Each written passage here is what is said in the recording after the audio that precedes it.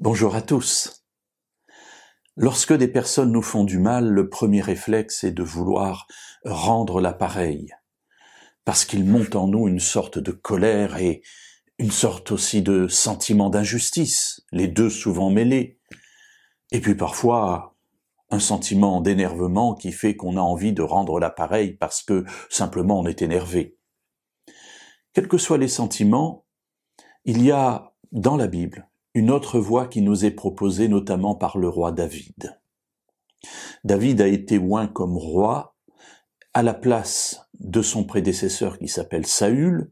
Le problème, c'est que Saül n'est pas encore mort et David ne peut pas régner.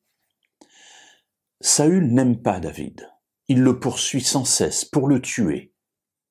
Et voilà qu'à un de ces épisodes que nous trouvons dans le premier livre de Samuel au chapitre 24, David et Saül se retrouvent face à face, enfin si je puis dire, parce que David est dans une caverne dans la vallée d'En-Gedi, et Saül, qui est à sa poursuite, entre dans la caverne, et il ne sait pas que David est là. David est dans le fond, dans le noir avec ses hommes.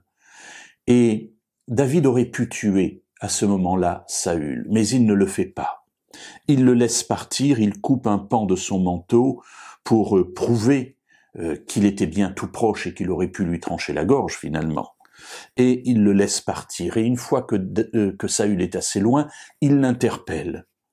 Et il lui dit « J'aurais pu te tuer, mais je ne l'ai pas fait. » Et il ajoute la chose suivante.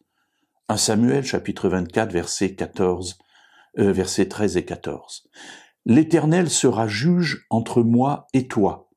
Et l'Éternel me vengera de toi, mais ma main elle-même ne sera pas contre toi. » Comme dit le vieux proverbe, c'est des méchants que vient la méchanceté, aussi ma main ne sera pas contre toi.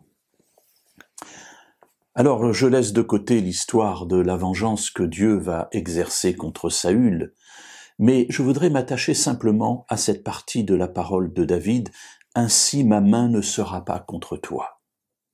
David est en train de dire ici, moi, je ne te veux pas de mal.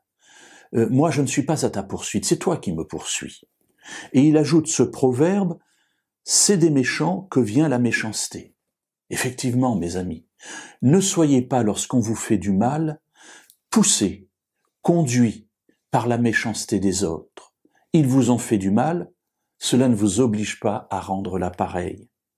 David est en train de dire ici, « Je ne veux pas me laisser conduire par la méchanceté des hommes. Ainsi, j'agirai toujours selon ce qui est droit, selon ce que je veux, mais eux ne conduira pas ma vie, parce que eux sont méchants et font des choses méchantes, mais moi, j'essaie de marcher avec l'Éternel. Ainsi, ma main elle-même ne sera pas contre toi. »